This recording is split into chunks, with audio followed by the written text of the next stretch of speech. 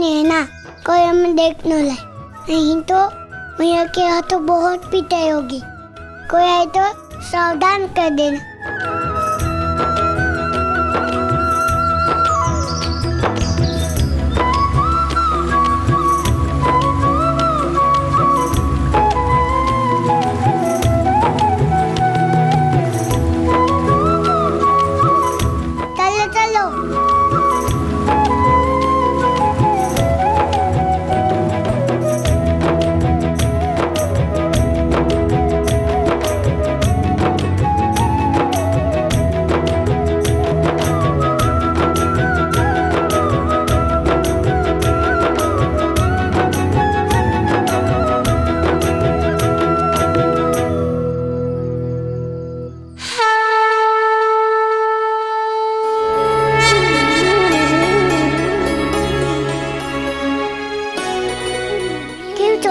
जाएगा अपनी मैया के पास, भूख लगी है ना, जा। बाले कृष्णा कृष्णा, बाले कृष्णा कृष्णा, मिटाए मन की तृष्णा। बाले कृष्णा कृष्णा, बाले कृष्णा कृष्णा, बाले कृष्णा कृष्णा, मिटाए मन की तृष्णा। बाले कृष्णा कृष्णा।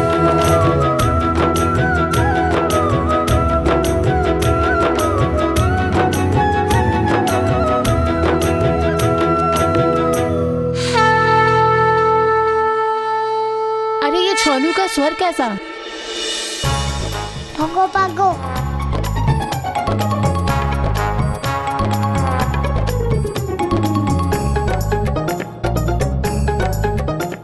ये पछड़ों को किसने छोड़ा?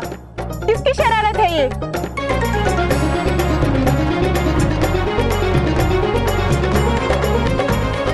मुझे पता है ये उद्दंडता किसने की है।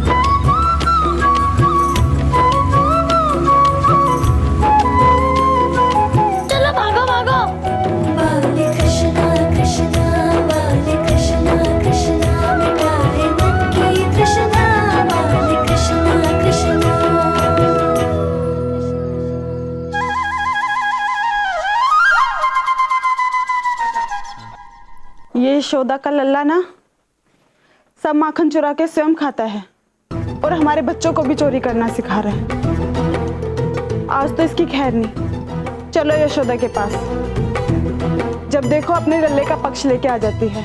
बताते उसके इस कार्य के बारे में। अब इस नटखट को वही ठीक करेगी। चलो। परंतु माधव, आपको इतनी सारी लीलाएं करने की क्या आवश्यकता थी?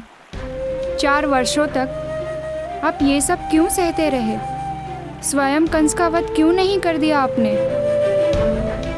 कंस वहाँ मथुरा में बैठकर अत्याचार करता रहा और आप गोकुल में बैठकर नटखटपन करते रहे।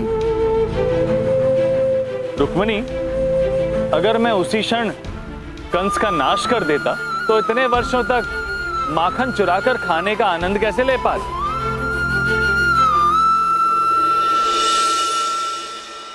मेरा जन्म केवल पाप का नाश करने के लिए नहीं हुआ।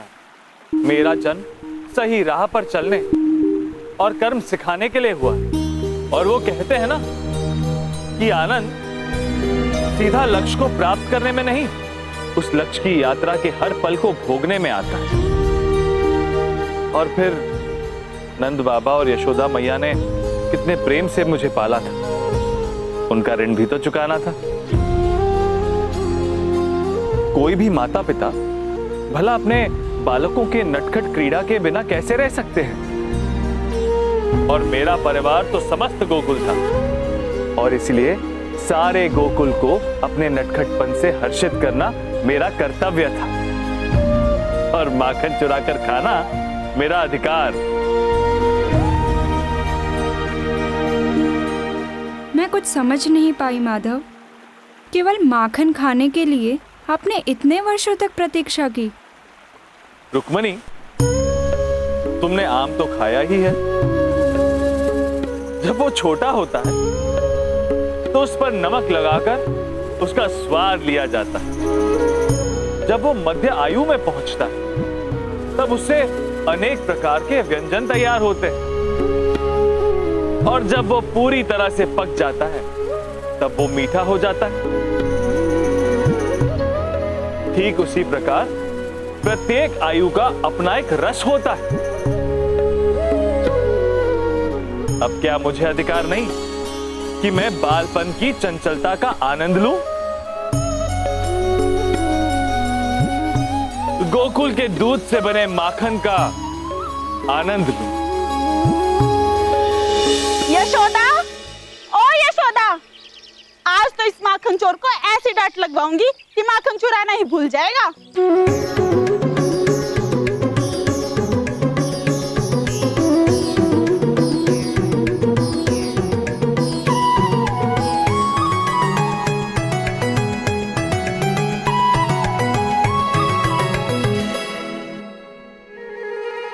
अरे चक्की कहाँ गई?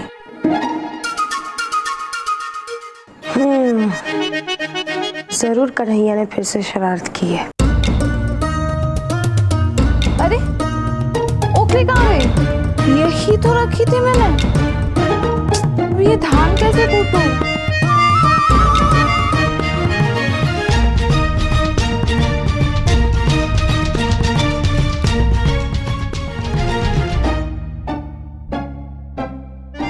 ओ नंदरानी, जरा बाहर तो आओ। देखो तुम्हारे लल्ला ने क्या किया है।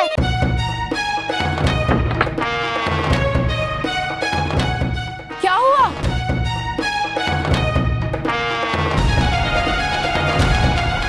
देख तेरे लल्ला ने क्या किया। अरे क्या हुआ? काहे शोर मचा रही हो? शोर न करे तो और क्या करे?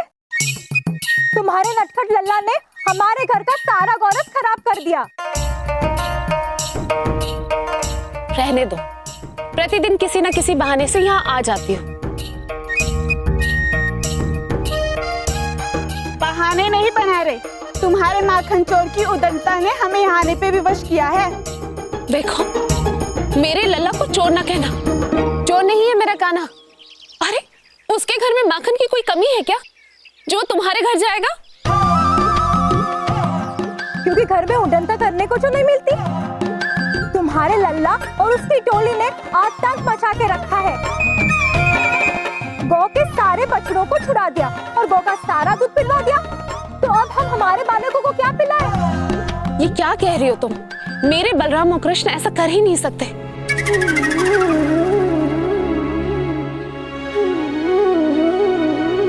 अरे 4-5 वर्ष के बालक हैं वो भला बछड़े को कैसे छुड़वाएंगे? और इसके पीछे उनका क्या लाभ?